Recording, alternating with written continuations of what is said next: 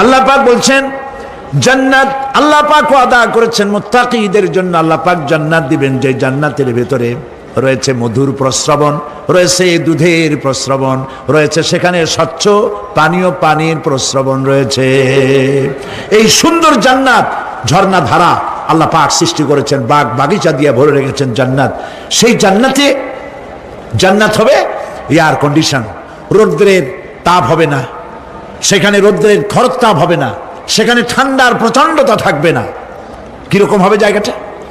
আল্লাহ পাক বলছেন মুত্তাকিনা আলাল আরাইকি লা ইয়ারাউনা ফিহা শামসান ওয়ালা জামহারিরা ওয়া দানিয়াতান আলাইহিম যিলালুহা ওয়া যুল্লিলাত কুতুফুহা তাযলিলা।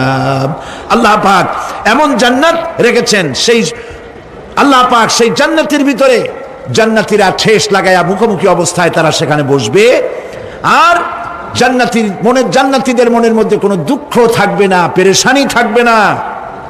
পৃথিবীতে মানুষের দুঃখ থাকে, পেরেশানি থাকে, সেখানে কোনো দুঃখ আর পেরেশানি থাকবে না। সেই জায়গাটা হবে শীতাতপ নিয়ন্ত্রিত, না শীত না গরম, চির বসন্ত বিরাজ করবে, জান্নাতীরা সেখানে থাকবে। এই সুন্দর জান্নাত আল্লাহ পাক রেখেছেন মুত্তাকিদের জন্য। সুবহানাল্লাহ। কাফেরদের জন্য জান্নাত হবে, জাহান্নাম হবে চিরকাল, খালিদিনা ফিহা আবাদান, চিরকাল কাফেররা জাহান্নামে থাকবে।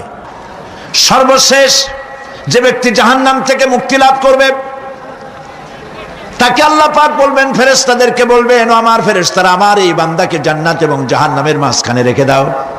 জান্নাত এবং জাহান্নামের মাঝখানে লোকটি যখন থাকার জায়গা পাবে, সে জান্নাতের দিকে তাকায়া দেখবে আর কাঁদতে থাকবে। আল্লাহ পাক জিজ্ঞেস করবেন, বান্দারে, যুগের পর যুগ ধরে জাহান্নামে কেঁদেছ, আমি রব্বুল আলামিন জাহান্নাম মাফ করে দিয়া জান্নাত জাহান্নামের মাঝখানে রেখে দিয়েছি, আযাব থেকে তো বেঁচে গেছো, এখন কান্দো কেন?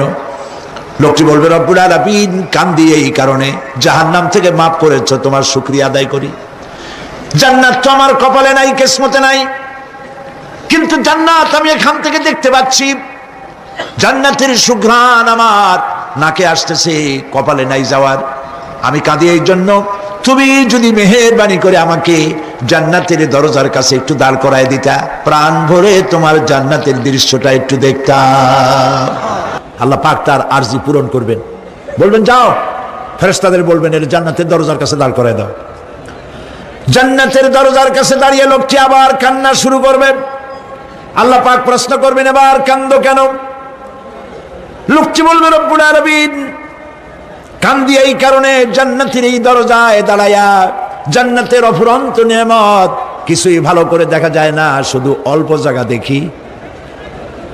যদি তুমি আমারে দয়া করে জান্নাতের মাঝখানে দাঁড় করায় দিতা, চতুর্দিকে তাকায়া তাকায়া দেখা কলিজারে ঠান্ডা বানাইতাম।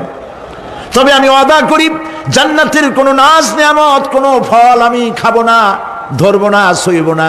একটুখানি মেহেরবানি করে মাঝখানে দাঁড় করাইয়া দাও, জান্নারে ঠান্ডা করি।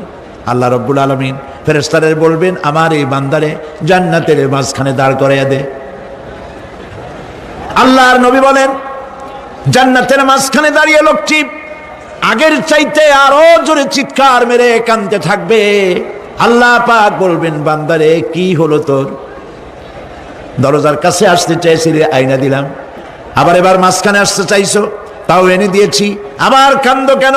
লোকটি বলবে, রব্বুল আলামিন এবার কান্দি এই জন্যে, তুমি যখন দয়া করে একটিবার জান্নাতের মাঝখানে এনে আমাকে দাঁড় করায় দিয়েছো, তুমি রহমান রহিম গফুরুর রহিম, এই জান্নাত থেকে আবার আর বাইর করে দিও না। আল্লাহ রাব্বুল আলামিন বলবেন, ও আমার বান্দারে, আমার এই জান্নাত তোর খুব পছন্দ হয়েছে নাকি? লোকটি বলবে, রব্বুল আলামিন কলিজা ঠান্ডা হয়ে গেছে, ভাবতেও পারি না এই জান্নাত এত সুন্দর। আল্লাহ পাক বলবেন, বান্দারে এরকম একটি নয়, দুইটা নয়, তোর জন্য আমি 10টা জান্নাত এরকম রিজার্ভ করে রাখছি। সুবহানাল্লাহ। আল্লাহ পাককে ভয় করে পৃথিবীর সমস্ত পাপ থেকে যারা নিজেকে রক্ষা করবে, আল্লাহ তাদের জন্য এই জান্নাত রেখে দিয়েছেন। সুবহানাল্লাহ। সেই জান্নাতের রিসিপশন আপনারা আন্দাজ করতে পারবেন না রিসিপশন কারে কয়। কি এর প্রধানমন্ত্রী আর প্রেসিডেন্ট, 4-5টা পুলিশ আর আর্মি এসে একটা ফট করে সেলুট মারলো, বা শেষ হয়ে গেল। এরকম না, জান্নাতীদেরকে রিসিপশন দেওয়া হবে। জান্নাতীরা যখন আল্লাহর হুকুমে জান্নাতের দিকে যেতে লাগবে, আর যখন জান্নাতের কাছে চলে যাবে, আল্লাহ রাব্বুল আলামিন শোনায় দিচ্ছেন, হাত্তা ইযা জাউহা ফুতিহাত আবওয়াবুহা ওয়া ক্বালা লাহুম খাজানাতুহা সালামুন আলাইকুম তিবতুম ফাদখুলুহা খালিদিন। সুবহানাল্লাহ। জান্নাতীরা যখন জান্নাতে প্রবেশ করার দরজার মুখোমুখি হবে, দ্বার রক্ষীগণ তখন বলবে, সালামুন আলাইকুম, আল্লাহর শান্তি তোমাদের উপরে বর্ষিত হোক। সুবহানাল্লাহ। দুনিয়ার টাটকা টাটকা সুখগুলি 2 পা দিয়ে ঠেলে দিয়েছো, টাটকা সুখগুলি গ্রহণ করো নাই, হারাম খাও নাই, আল্লাহর দ্বীন কায়েমের জন্য রক্ত দিয়েছো, জীবন দিয়েছো, কষ্ট করেছো, আল্লাহকে ভয় করেছো। আমাদের সালাম গ্রহণ করো, জান্নাতের মধ্যে ঢুকে যাও চিরকালের জন্য। সুবহানাল্লাহ। আর বাইরে হওয়া লাগবে না, চিরকাল এই জান্নাতের মধ্যে তোমরা বসবাস করতে পারবে, আল্লাহ রাব্বুল আলামিনের ফেরেশতারা বলে দিবেন।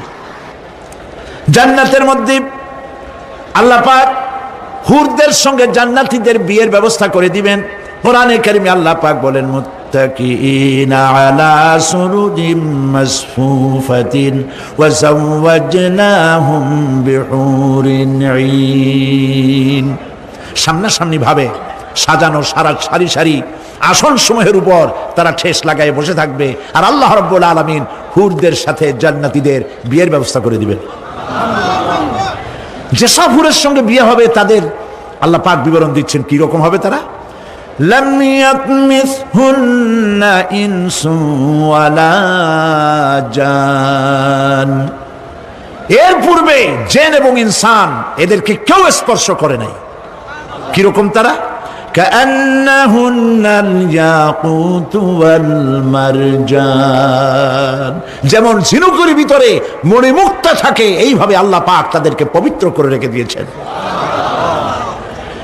আমার প্রিয় ভাইরা, আল্লাহ রাব্বুল আলামিন কোরআনে কারীমের ভিতরে বলেছেন, ফাবিআইয়ি আলা'i রাব্বিকুমা তুকাযযিবান। জান্নাত দান করে আল্লাহ পাক এবার জান্নাতীদেরকে সম্বোধন করে বলবেন, ইয়া ইবাদি লা খাউফুন আলাইকুমুল ইয়াওমা ওয়ালা আনতুম তাহজানুন।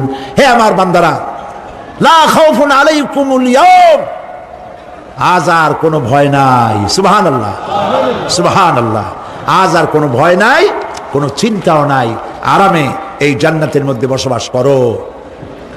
এরপরে আল্লাহ পাক জিজ্ঞেস করবেন, ও আমার জান্নাতীরা, আমি যেসব ওয়াদা করছিলাম আমার ওয়াদা মোতাবেক সমস্ত নিয়ামত পেয়েছো? তারা বলবে, হ্যাঁ পেয়েছি, সব নিয়ামত আপনার ওয়াদা মোতাবেক সব পেয়েছি। আল্লাহ রাব্বুল আলামিন বলবেন, সব পাও নাই, ওয়ালাদাইনা মাজিদ, আমার কাছে আরো বেশি আছে। সুবহানাল্লাহ, আমার কাছে আরো বেশি আছে। জান্নাতীরা বুঝবে না সে আরো বেশিটা কি, এর থেকে আর বেশি কি। প্রিয় ভাই সব, নবী করিম সাল্লাল্লাহু আলাইহি সাল্লাম বলেছেন, জান্নাতের সুখ আর শান্তি কোন চোখ নাই যা দেখেছে, যা কোন অন্তঃকরণ নাই যা কল্পনা করতে পেরেছে। এই জান্নাত মুত্তাকিদের জন্য আল্লাহ রাখছেন। সুবহানাল্লাহ।